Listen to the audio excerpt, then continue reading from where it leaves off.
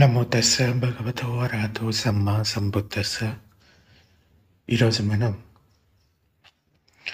మధ్యమ నికాయలోని చూల సింహనాద సూక్తం గురించి చెప్పుకుందాం. ఇది ముఖ్యంగా మనకి భగవానుడు ఈ సూత్రంలో ఏం ఎక్స్ప్లెయిన్ చేస్తారంటే, తన ధమ్మ సాంప్రదాయంలోనే శ్రోతాపన్న, సకదాగామి, అనాగామి, అర్హంతుడని 4 రకాల స్థాయిల్లో ఉన్న వ్యక్తులు కనిపిస్తారని, ఆత్మకు సంబంధించిన అన్ని రకాల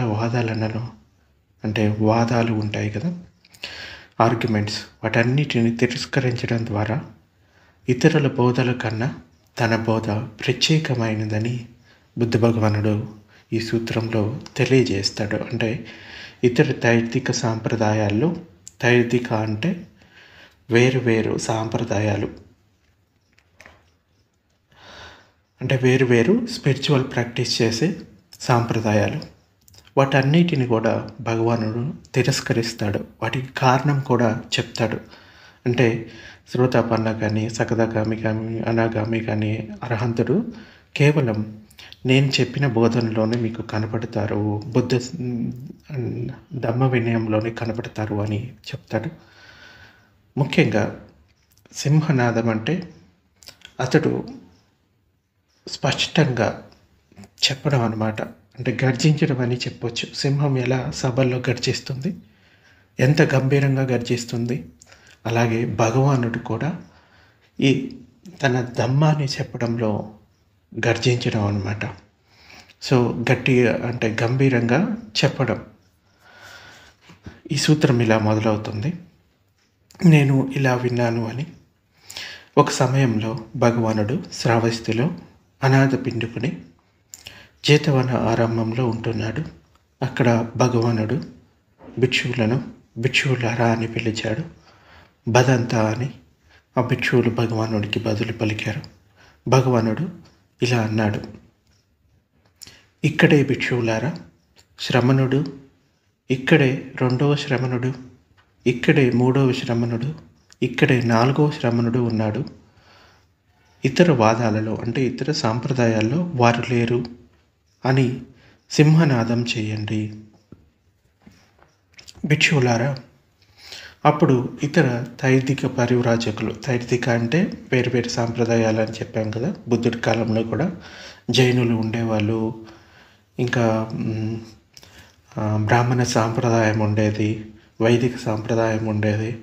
సో వేరు వేరు తైర్దిక పరివ్రాజకులు అని చెప్పవచ్చు. అప్పుడు ఇతర తైర్దిక పరివ్రాజకులు,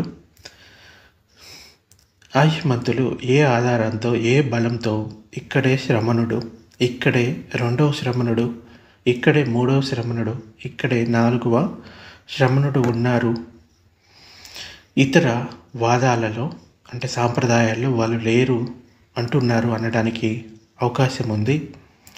అలా పలికే అన్ని తైర్దిక పరివ్రాజకులతో ఇలా చెప్పండి భిక్షువులారా. ఎలా చెప్పాలి? ఆయుష్మంతులారా, ఆ తెలిసిన చూసిన అర్హంత సమ్మా సంబుద్ధుడైన భగవానుడు 4 ధర్మాలను బోధించాడు. వాటిని మాలో చూసి మేము ఇలా అన్నాము. ఏమని? ఇక్కడే శ్రమణుడు, ఇక్కడే 2వ శ్రమణుడు, ఇక్కడే 3వ శ్రమణుడు, ఇక్కడే 4వ శ్రమణుడు ఉన్నారు. ఇతర వాదాలలో అంటే ఇతర సాంప్రదాయాల్లో లేరు అంటున్నాము. ఏ 4? ఆయుష్మంతులారా, మాకు గురువు అందు శ్రద్ధ ఉంది, ధమ్మంలో శ్రద్ధ ఉంది, శీలంలో పరిపూర్ణంగా ఉన్నాం, గృహస్థులు పరివ్రాజకులు అయిన మా సహధర్ములు ప్రియమైన వారు, మనస్సుకి సంతోషం కలిగించేవారు. ఆయుష్మంతులారా, ఆ తెలిసిన చూసిన అర్హంత సమ్మా సంబుద్ధుడైన భగవానుడు బోధించిన 4 ధర్మాలు ఇవే. వాటిని మాలో చూసి మేము ఇక్కడే శ్రమణుడు, ఇక్కడే 2వ శ్రమణుడు, ఇక్కడే 3వ శ్రమణుడు, ఇక్కడే 4వ శ్రమణుడు ఉన్నారు. ఇతర వాదాలలో అంటే ఇతర సాంప్రదాయాల్లో వాళ్ళు లేరు అని అంటున్నాము. భిక్షువులారా, అప్పుడు ఇతర తైర్దిక పరివ్రాజకులు ఇలా అనడానికి అవకాశం ఉంది. ఏమని? ఆయుష్మంతులారా, మాకు కూడా గురువుపై శ్రద్ధ ఉంది, మాకు కూడా ధర్మంపై శ్రద్ధ ఉంది, మాకు మా శీలాలు కూడా అంటే మేము పాటించే శీలాలు కూడా పరిపూర్ణంగా ఉన్నాయి. గృహస్థులు ఇంకా పరివ్రాజకులు అయిన మా సహధర్ములు కూడా ప్రియమైన వారు, మనసుకి సంతోషం కలిగించేవారు అయినప్పుడు మీ విశేషం ఏంటి, మీకు మాకు భేదం ఎందుకు అని అడగొచ్చు అని చెప్తున్నాడు. భిక్షువులారా, అలా అని ఇతర తైర్దిక పరివ్రాజకులతో ఇట్లా అనాలి. ఏమని? ఆయుష్మంతులారా, నిష్ఠ అనేది ఒక్కటా లేకపోతే అనేకమా?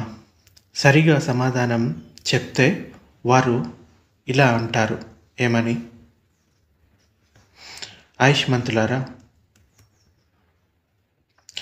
నిష్ఠ ఒకటే, అనేకం కాదు అని. మళ్ళీ ఆయుష్మంతులారా, ఆ నిష్ఠ రాగంతో ఉన్నవానికా లేకపోతే రాగాన్ని వీడిని వానికా అని అడగాలి. సరిగా సమాధానం చెప్పితే వారు ఇలా అంటారు. ఏమని? ఆయుష్మంతులారా, ఆ నిష్ఠ రాగంతో ఉన్నవానికి కాదు, రాగాన్ని వీడిని వానికి. మళ్ళీ ఆయుష్మంతులారా, ఆ నిష్ఠ ద్వేషంతో ఉన్నవానిక, ద్వేషాన్ని వీడిని వానిక అని అడగాలి.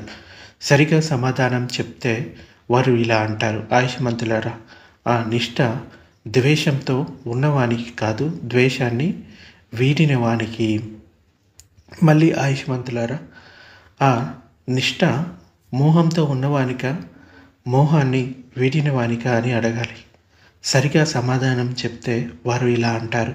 ఆయుష్మంతులారా, ఆ నిష్ఠ మోహంతో ఉన్నవానికి కాదు, మోహాన్ని వీడిన వారికి. ఆయుష్మంతులారా, మళ్ళీ ఆ నిష్ఠ తృష్ణతో ఉన్నవానిక, తృష్ణని వీడిన వానిక అని అడగాలి. సరిగా సమాధానం చెప్తే వారు ఇలా అంటారు. ఆయుష్మంతులారా, ఆ నిష్ఠ అన్నది తృష్ణతో ఉన్నవానికి కాదు, తృష్ణను వీడిన వానికి. మళ్ళీ ఆయుష్మంతులారా, ఇలా అడగవచ్చు. ఆ నిష్ఠ ఉపాదానం అంటే తృష్ణను పట్టుకోవడం అన్నమాట. ఉపాదానం అంటే తృష్ణతో ఉన్నవానిక, ఉపాదానాన్ని వీడిన వానిక అని అడగాలి. సరిగా సమాధానం చెప్తే వారు ఇలా అంటారు. ఆయుష్మంతులారా, ఆ నిష్ఠ అన్నది ఉపాదానంతో ఉన్నవానికి కాదు, ఉపాదానాన్ని వీడిన వానికి అని. మళ్ళీ ఆయుష్మంతులారా, ఇలా అడగాలి. ఆ నిష్ఠ అనేది బుద్ధిమంతునిక అంటే చూపు కలవానిక లేకపోతే బుద్ధి లేని వానిక అని అడగాలి. సరిగ్గా సమాధానం చెప్తే వారు ఇలా అంటారు. ఆయుష్మంతులారా, ఆ నిష్ఠ బుద్ధిమంతునికే కానీ బుద్ధి లేని వారికి కాదు. మళ్ళీ ఆయుష్మంతులారా, ఆ నిష్ఠ మోహంతో అనుకూల ప్రతికూలాలు చూసిన వానిక లేక అనుకూల ప్రతికూలాలు చూపని వానిక అని అడగాలి. సరిగా సమాధానం చెబితే వారు ఇలా అంటారు. ఆయుష్మంతులారా, ఆ నిష్ఠ అన్నది అనుకూల ప్రతికూలాలు చూపని వానికే, అనుకూల ప్రతికూలాలు చూపేవానికి కాదు. మళ్ళీ ఆయుష్మంతులారా, ఆ నిష్ఠ ప్రపంచంలో ఆనందించని రమించని వానిక లేక ప్రపంచంలో రమించేవానిక అని అడగాలి. సరిగా సమాధానం చెప్తే వారు ఇలా అంటారు. ఆయుష్మంతులారా, ఆ నిష్ఠ అన్నది ప్రపంచంలో ఆనందించని వానికి రమించని వానికే, ప్రపంచంలో ఆనందించేవానికి రమించేవానికి కాదు. భిక్షువులారా, భవదృష్టి విభవ దృష్టి అని రెండు దృష్టిలు భవదృష్టిని పొంది భవదృష్టిని పట్టుకొని భవదృష్టిని అంటిపెట్టుకున్న శ్రమణులకు కానీ బ్రాహ్మణులకు కానీ విభవ దృష్టి విరుద్ధంగా ఉంటుంది. భిక్షువులారా, విభవ దృష్టిని పొంది విభవ దృష్టిని పట్టుకొని విభవ దృష్టిని అంటిపెట్టుకున్న శ్రమణులకు కానీ బ్రాహ్మణులకు కానీ భవదృష్టి విరుద్ధంగా ఉంటుంది. ఈ రెండు రకాల దృష్టిలు పుట్టుకను, నాశనాన్ని, రుచిని, అందులోని ప్రమాదాన్ని, దాన్ని తొలగించడాన్ని ఉన్నది ఉన్నట్లుగా తెలుసుకొని ఏ శ్రమణుడైనా బ్రాహ్మణుడైనా రాగంతో, ద్వేషంతో, మోహంతో, తృష్ణతో, ఉపాదానంతో చూపు లేకుండా అనుకూల ప్రతికూలతలతో ప్రపంచంలో ఆనందించడంలో, ప్రపంచంలో రమించడంలో ఉన్నవారే. వారు పుట్టుక నుండి, ముసలితనం నుండి, చావు నుండి, శోక పరిదేవన, దుఃఖ దౌర్మనస్య ఉపాయాసాల నుండి విముక్తులు కాలేరు, దుఃఖం నుండి విడుదల కాలేరు అంటాను. ఈ 2 రకాల దృష్టిల పుట్టుకను, నాశనాన్ని, రుచిని, అందులోని ప్రమాదాన్ని, దాన్ని తొలగించడాన్ని ఉన్నది ఉన్నట్లుగా తెలుసుకున్న ఏ శ్రమణుడైనా, బ్రాహ్మణుడైనా రాగాన్ని వీడి, ద్వేషాన్ని వీడి, మోహాన్ని వీడి, తృష్ణను వీడి, ఉపాదానాన్ని వీడి, చూపు కలవారై అనుకూల ప్రతికూలతలు లేక ప్రపంచంలో ఆనందించకుండా, ప్రపంచంలో రమించకుండా ఉంటారు. వారు పుట్టుక నుండి, ముసలితనం నుండి, చావు నుండి, శోకం నుండి, పరిదేవనం నుండి, దుఃఖం నుండి, దౌర్మనస్యం, ఉపాయాసాల నుండి విముక్తులు అవుతారు, దుఃఖం నుండి విడుదల అవుతారు అంటాను. ఇంకా 4 రకాల ఉపాదానాలు ఉన్నాయి భిక్షువులారా. ఏంటి ఆ 4? కామ ఉపాదానం, దిట్టి ఉపాదానం, శీలవ్రత ఉపాదానం, ఆత్మ ఉపాదానం. భిక్షువులారా, అన్ని ఉపాదానాలను పూర్తిగా అవగాహన చేసుకున్నామని, తెలుసుకున్నామని చెప్పే కొందరు శ్రమణ బ్రాహ్మణులు ఉన్నారు. కానీ వారు అన్ని ఉపాదానాల గురించి వివరింపజాలరు. ఏంటి? కామ ఉపాదానం గురించి వివరిస్తాను, కానీ దిష్టి ఉపాదానం గురించి వివరించలేరు. శీలవ్రత ఉపాదానం గురించి వివరించలేరు. ఆత్మ ఉపాదానం గురించి వివరించలేరు. అందుకు కారణం ఏంటి అంటే, ఈ శ్రమణ బ్రాహ్మణులకు ఈ 3 స్థానాలను గురించి ఉన్నది ఉన్నట్లుగా తెలియదు. అందువల్లనే ఆ శ్రమణ బ్రాహ్మణులు అన్ని ఉపాదానాలను పూర్తిగా అవగాహన చేసుకున్నామని, తెలుసుకున్నామని చెప్పిన వారు అన్ని ఉపాదానాల గురించి వివరింపజాలరు. కామ ఉపాదానం గురించి వివరిస్తారు, కానీ దిట్టి ఉపాదానం గురించి వివరించలేరు. శీలవ్రత ఉపాదానం గురించి వివరించలేరు. ఆత్మవాద ఉపాదానం గురించి వివరించలేరు. భిక్షువులారా, అన్ని ఉపాదానాలను పూర్తిగా అవగాహన చేసుకున్నామని, తెలుసుకున్నామని చెప్పే కొందరు శ్రమణ బ్రాహ్మణులు ఉన్నారు. కానీ వారు అన్ని ఉపాదానాల గురించి వివరించగలరు. కామ ఉపాదానం గురించి వివరిస్తారు, దిట్టి ఉపాదానం గురించి వివరిస్తారు, శీలవ్రత ఉపాదానం గురించి వివరించలేరు, ఆత్మవాద ఉపాదానం గురించి వివరించలేరు.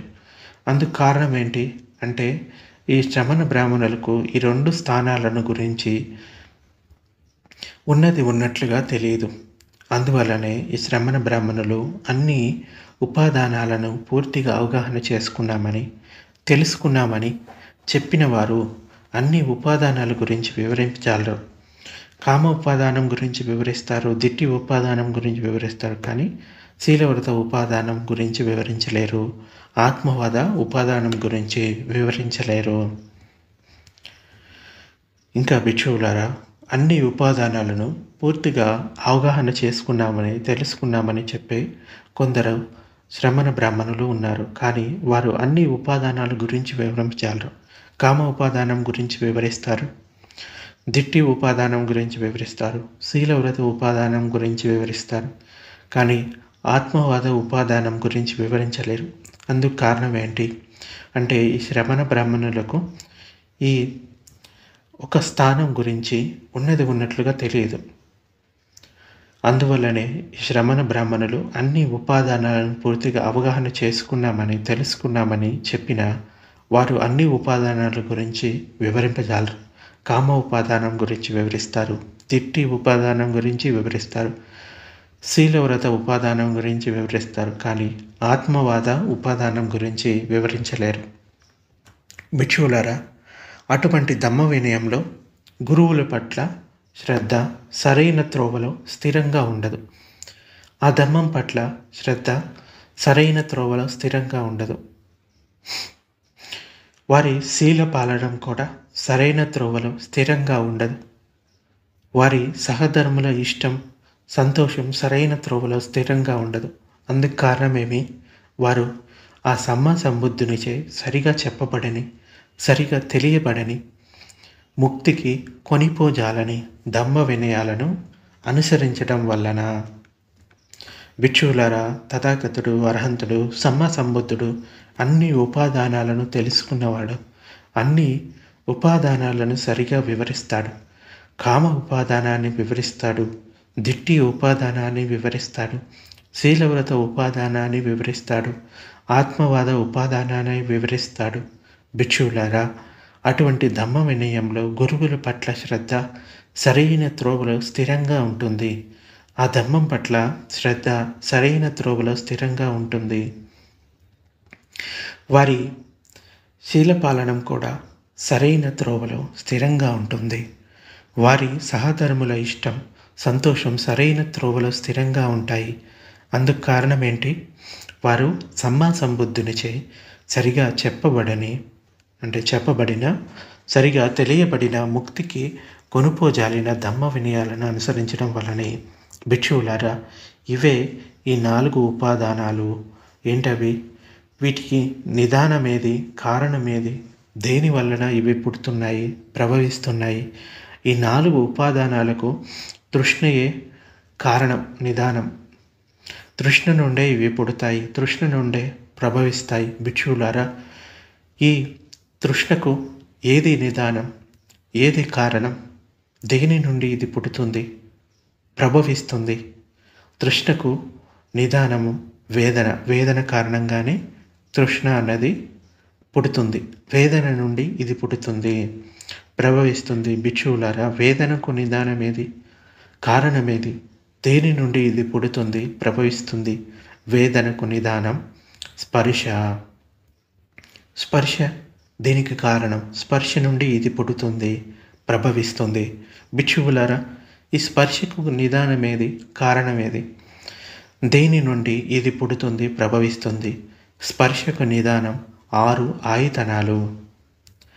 6 ఆయతనాలు దీనికి కారణం. అంటే 6 ఇంద్రియాలు. 6 ఆయతనాల నుండి ఇది పుడుతుంది, ప్రభవిస్తుంది. భిక్షువులారా, 6 ఆయతనాలకు నిదానమేది, కారణమేది, దేని వలన ఇది పుడుతుంది? 6 ఆయతనాలకు నిదానం నామరూపాలు. అంటే శరీరం, మనసు, నామరూపాలే దీనికి కారణం. నామరూపాల నుండి ఇవి పుడతాయి, ప్రభవిస్తాయి. భిక్షువులారా, నామరూపాలకు నిదానమేది, కారణమేది, దేని నుండి ఇవి పుడతాయి, ప్రభవిస్తాయి? నామరూపాలకు నిదానం విజ్ఞానం వీటికి కారణం. విజ్ఞానం నుండి ఇవి పుడతాయి, ప్రభవిస్తాయి. భిక్షువులారా, విజ్ఞానానికి నిదానమేది, కారణమేది, దేని నుండి ఇది పుడుతుంది, ప్రభవిస్తుంది? విజ్ఞానానికి నిదానం సంస్కారాలు దీనికి కారణం. సంస్కారాల నుండి ఇది పుడుతుంది, ప్రభవిస్తుంది. భిక్షువులారా, ఈ సంస్కారాలకు నిదానమేది, కారణమేది, దేని నుండి ఇవి పుడతాయి, ప్రభవిస్తాయి? సంస్కారాలకు నిదానం అవిద్య వీటికి కారణం. అవిద్య నుండి ఇవి పుడతాయి, ప్రభవిస్తాయి. భిక్షువులారా, భిక్షువుకి ఈ అవిద్య పోయినప్పుడు విద్య కలుగుతుంది. అంటే అజ్ఞానం పోయినప్పుడు జ్ఞానం కలుగుతుంది. అతడు అవిద్యలో విరాగాన్ని పొందడంతో విద్య కలగడం వలన కామ ఉపాదానం అతనిలో పుట్టదు, దిష్టి ఉపాదానం పుట్టదు, శీలవ్రత ఉపాదానం పుట్టదు, ఆత్మవాద ఉపాదానం పుట్టదు. అతడు ఉపాదానాలు లేనివాడై చింతించడు.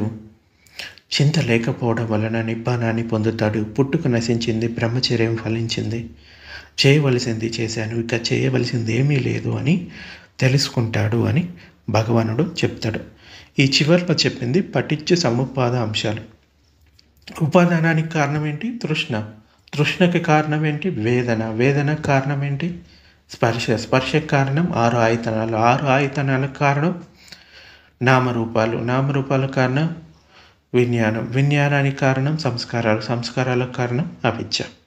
ఈ పఠించే సముపాద ధర్మాన్ని మనకి కేవలం బుద్ధుడు మాత్రమే బోధించగలుగుతాడు. వేరే సాంప్రదాయాల్లో మనకి కనిపించదు. సో ఈ కార్యకారణ సిద్ధాంతాన్ని అంటే పఠించే సముపాదాన్ని అర్థం చేసుకోకుండా మేము నిబ్బానాన్ని పొందాము అంటే అది ధర్మాన్ని ఇంకా పూర్తిగా అర్థం చేసుకోలేదు అని తెలుసుకోవాలి. సుత్త మొదట్లో మనం ఇలా చెప్పుకున్నాము, భిక్షువులారా ఇలా అనే ఇతర త్రైదిక పరిప్రాజకులలో ఇలా అనాలి అని. ఆయుష్మంతులారా, నిష్ఠ ఒకట లేకపోతే అనేకమా? ఇక్కడ నిష్ఠ అనే పదం ఏంటంటే ఎయిమ్ అని చెప్పవచ్చు. అంటే గోల్ అని, గమ్యం. గమ్యం ఒకటా లేకుంటే అనేకమా అంటే వాళ్ళు ఇలా అంటారు, ఐష్మంతులారా నిష్ట ఒకటే అనేకం కాదు అంటే అది సరైన సమాధానం అని తెలుసుకోండి అని భగవానుడు వారికి చెప్తాడు. అలాగే ఆ నిష్ట రాగంతో ఉన్నవానిక రాగాన్ని వీడిని వానిక అని అడగాలి. సరిగా సమాధానం చెప్తే వాళ్ళు ఇలా అంటారు, ఏమని, ఐహిమంతులారా ఆ నిష్ట అంటే ఆ గమ్యం రాగంతో ఉన్నవానికి కాదు, రాగాన్ని వీడిన వానికి అని. సో అక్కడ నిష్ట అన్న పదం ఈ విధంగా అర్థం చేసుకోవాలి. అలాగే 4 రకాల ఉపాదానాల గురించి చెప్పుకున్నాం కదా, అది నేను రేపు మీకు స్పష్టంగా వివరిస్తాను. కామ ఉపాదానం ఏంటి, దిట్టి ఉపాదానం ఏంటి, శీలబద్ధ ఉపాదానం ఏంటి, అత్తవాద ఉపాదానం ఏంటి. సో పఠించే సముపాద ధర్మాన్ని అర్థం చేసుకోవడం చాలా ముఖ్యము. మిగతా సాంప్రదాయాలకి ఇంకా భగవానుడి బోధనలకి తేడా ఏంటంటే 4 ఆర్య సత్యాలు, పఠించే సముపాదం. ఇవి అర్థం చేసుకోకుండా ఎన్ని వాదాలు పెట్టుకున్నా ఏమీ ఉపయోగం లేదు. సో అంచేత ఈ పఠించే సముపాద ధర్మాన్ని 4 ఆర్య సత్యాలని అర్థం చేసుకోవాలి.